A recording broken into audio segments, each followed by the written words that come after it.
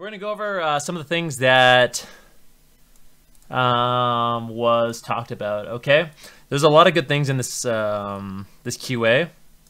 A lot of good things in this QA, and these are like the major takeaways. I'm actually going to put you guys on the screen, okay, so you guys can be on the screen and talk to me. Okay, so overall, I thought that QA was really good and it answered some of the questions that I had and made me a little bit excited for BFA.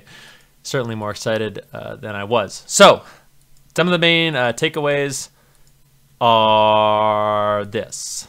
First one, we'll go over the GCD change. So a lot of people have been complaining, you know, offensive cooldowns being on GCD. I actually don't mind it, especially when you only have one or two, you know, offensives, like for Frostmage, for example, when you're using Icy Veins and Time Warp. I don't think it feels that bad to have those GCDs before you cast your spells. I don't think that's bad at all.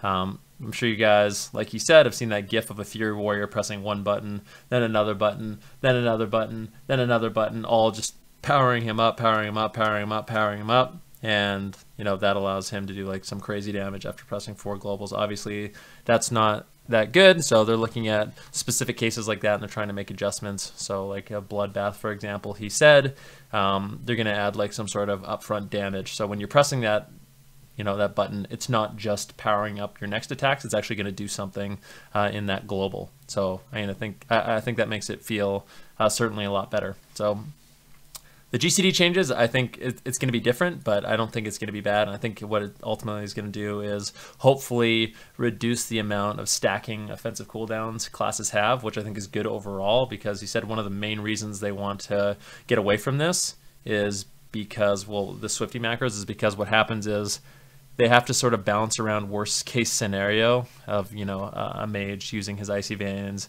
you know, and Blood Fury and like an offensive trinket in previous expansions.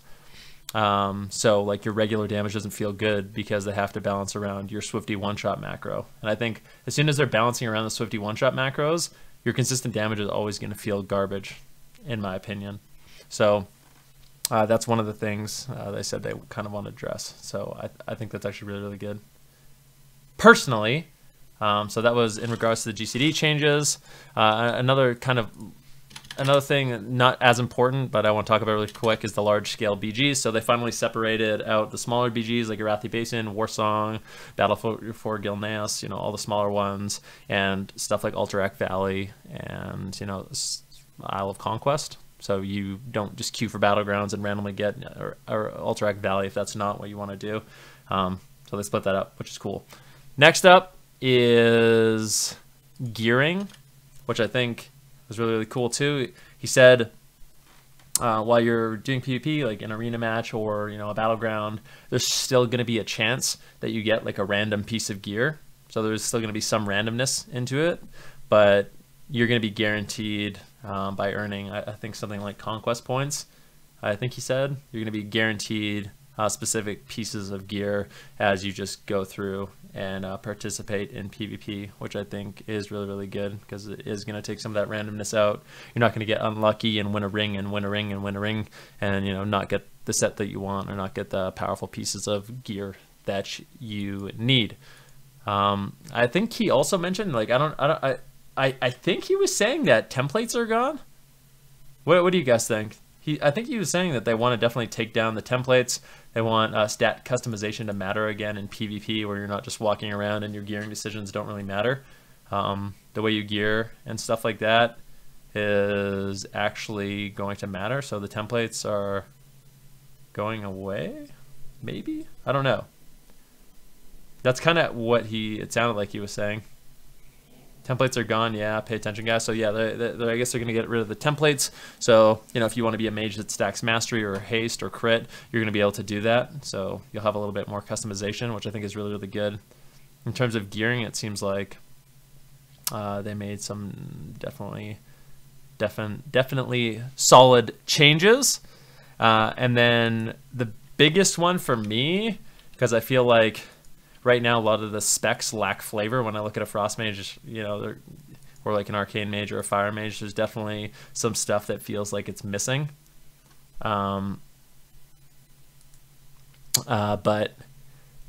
he said Azerite armor is actually going to have like meaningful decisions on it, or yeah, Azerite armor is going to have meaningful decisions on it, which that alone made me super excited. He said like, you know, on your chess piece, you're going to be able to make decisions that are as impactful as like a 2-piece set bonus on like a raid set, which I think is awesome. So you're going to be able to actually make these different decisions that aren't just your Frostbolt does 5% more damage. You know what I mean? They're actually going to be things that slightly alter your rotation and the overall play style of the way you like to play your class. So I think that's really, really cool. Was there anything else that I missed? Because those are the big ones, and the way he talked about all those things gave me a lot of hope and a lot of confidence that could definitely be solid. Yeah, they're basically customizable mini set bonuses, which I think is awesome. Do you talk about PvP changes? Do you have cottage cheese in your ears, Hots? That's what I've been talking about, dude. I don't know about that, but yeah, the PvP sounds really, really fun. Now, I don't know if this is something they're gonna do. Obviously, there's different pieces of gear. So maybe there's going to be like PvP specific Azerite armor. So like your PvP gear is going to have PvP traits on it, which is going to give them another way to add a little bit of flavor outside of just PvP talents. So that would be really, really cool.